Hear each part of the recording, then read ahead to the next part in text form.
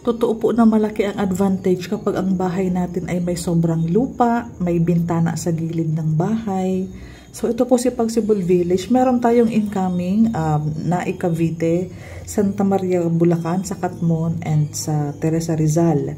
Gantong-ganto po, para pareho po ba sa narinig mo pong Pagsibol Village? Iba-iba lang po yung location.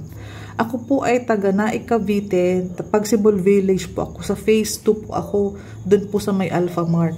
Yung office ko po, tabi lang din po ng bahay. So, kung interesado kayo, pwede ko na pong i-qualify ang mga requirements ninyo para makapaghanda po kayo ng mas maaga. First batch po kasi sila din po ang unang papasok sa pag-ibig. Ganun po talaga pag first in, first out din po. Ito po for announcement purposes only. Nag-aantay pa kami ng update. Bali nag-a-announce lang kami na merong soon to rise. Pero pwede na kami mag-qualify sa mga interesado. Sa mga katanungan po, pwede din po akong itanungin. Taga dito lang po kasi ako. May mga iba po kaming ino-offer sa Naik. May Northdale, may Kaya Homes, may Leora Homes. Isa po ito si Pagsibol sa mga focus project namin.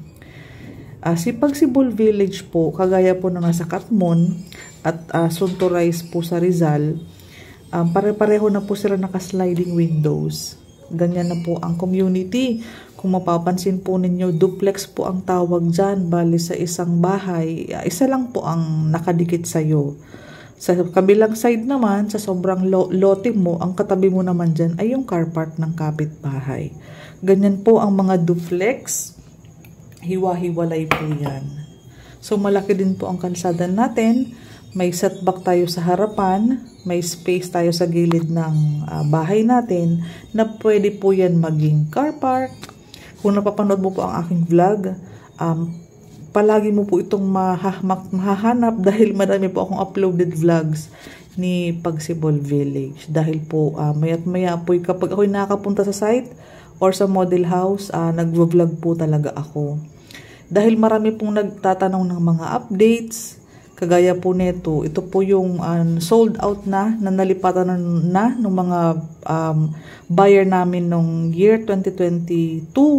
Nakalipat sila ng December, January, February.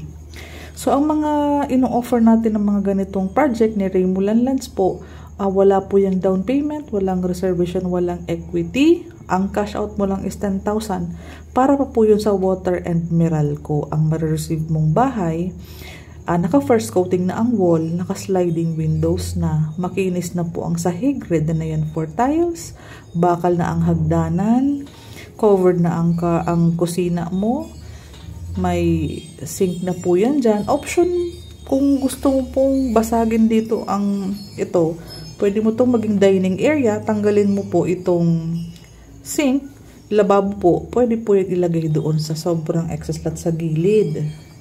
Ang CR natin, mas pinaganda yung tiles nila ngayon at mas pinataas pa ang covering ng tiles. Complete fixtures na po yan. And then sa gilid ng bahay natin, dahil ito ay 54 square meters ang lot area, provision for 2 carport, pero syempre, karamihan naman sa atin ay isa lang ang sasakyan. Yung isang kalahati sa may parte ng CR is pwede mong i-cover the dining area. Pwede mong gawing extra room, open space, ikaw po ang bahala. Naka-open layout naman tayo. Semi-complete, napakaswerte na natin na napakalaki ng bahay mo. May first coating pa. Sobrang tipid na po yan sa pintura, kahit nga po wag mo munang papinturahan ay okay lang. Yung second floor natin is naka-open layout. Siyempre po, wala po tayong ginasto sa bahay na down payment. Tayo na po magpapaganda ng ating bahay. Ano po? Anyways, makakapag-ipon naman po kayo dahil habang inaantay mo yung ma-approve ka ni Pag-ibig, habang pinoprocess yung Pag-ibig housing loan, ay wala ka namang ibibigay na down payment. Zero down payment tayo, 100% loanable kay Pag-ibig. So, ang mangyayari po niyan, makakapagtabi ka ng pamparenovate, pampaayos ng loob, ng labas, kahit po yung sa garahe natin, pwede mo pong palagyan niya ng gate, covered car park. Ayan po, oh. Yan ang maganda pag may sobrang lote. Pag satisfied ka na sa sukat ng bahay mo, in the near futures, wala ka ng plan na lumipat, wala ka ng plans na maghanap ng mas bigger bahay. Kung ang anak mo ay nagbinata na or nagdalaga na, may excess lot kang pwedeng gawing extra room. Kasi maghihiwa-hiwalay tayo pagdating ng panahon. Isang room sa mag-asawa, isang room sa batang babae, isang room sa binatang lalaki.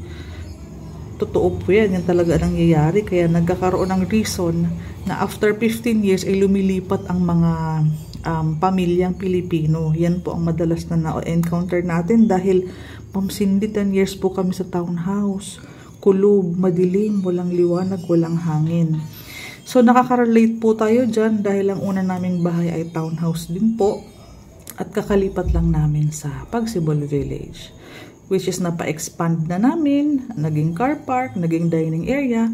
Pwede pong i-visit ang bahay namin, katabi ng office namin. Pag nag-tripping kayo, pwede mo pong makita as dress-up unit yung aming bahay. So, huwag pong kalimutang i-chat po ako sa aking Facebook Messenger account, sa Viber. Mabilis po akong mag-reply kapag sa Messenger kasi kasama na ang follow-up kasi hindi na po ako makakapag-reply sa mga text. Ano po? Thank you!